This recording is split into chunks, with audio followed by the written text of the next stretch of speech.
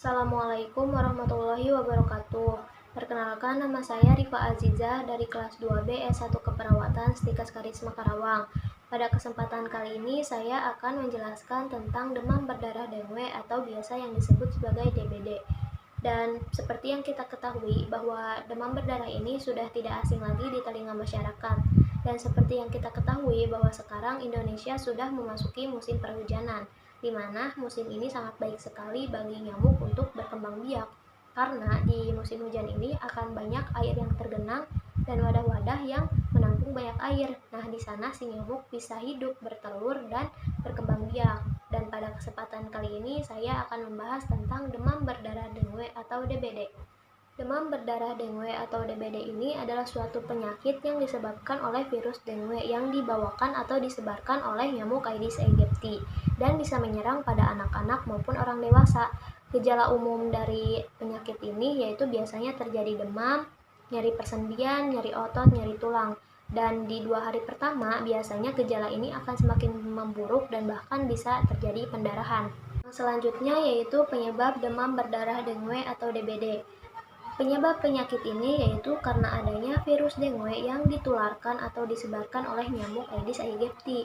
Demam ini biasanya ditemukan di daerah tropis yang curah hujannya cukup tinggi, karena si nyamuk ini akan berkembang biak di daerah yang tergenang oleh air. Umumnya sering terjadi di daerah Asia Tenggara dan khususnya sering terjadi di negara Indonesia. Dan ini juga menjadi salah satu masalah utama di negeri kita. Dan yang selanjutnya yaitu ciri-ciri dari nyamuk Aedes aegypti. Dia itu memiliki tubuh yang kecil, berwarna hitam, dan belang-belang di seluruh tubuhnya. Dia juga senang sekali berada di baju-baju yang menggantung, di kelambu, dan tempat-tempat yang gelap dan lembab. Si jentik nyamuknya ini sangat berperan aktif di dalam air atau di dalam bak mandi. Dan dia posisinya tegak lurus menghadap permukaan air. Dan seperti yang kita ketahui atau sering kita lihat di bak air atau di selokan, jika ada jentik nyamuk, mereka sering melakukan pergerakan naik turun ke atas permukaan air. Itu tandanya dia sedang melakukan pernapasan. Dan dia mempunyai kelebihan atau kemampuan bisa terbang kira-kira mencapai 100 meter. Dia juga hidup atau berkembang biak di daerah-daerah yang gelap dan lembab, contohnya seperti bak mandi, kolam ikan, pot tanaman yang berisi air, dan tumpukan sampah. Yang selanjutnya yaitu proses penularan demam berdarah dengue atau DBD. Demam berdarah ini hanya bisa ditularkan oleh si nyamuk Aedes aegypti betina yang tersebar luas di rumah-rumah atau tempat-tempat ramai seperti sekolah, warung, pasar, terminal, dan lain-lain.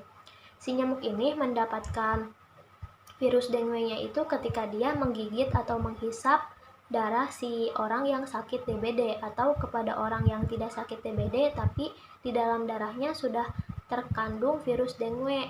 Lalu si virus ini akan berkembang biak di dalam tubuh si nyamuk. Setelah itu nanti dia akan menggigit orang lain dan si orang yang digigitnya ini dia akan mengalami demam atau mengalami gejala-gejala DBD 4-7 hari setelahnya. Bila orang yang ditularkan tidak memiliki daya tahan tubuh yang baik, maka orang tersebut akan segera sakit DBD.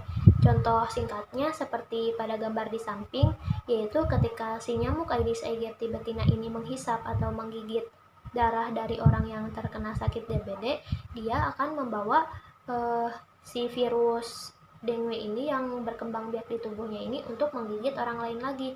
Nanti setelah itu orang yang digigit ini akan terkena sakit lagi, dan seperti itu seterusnya. Yang selanjutnya yaitu tanda dan gejala DBD.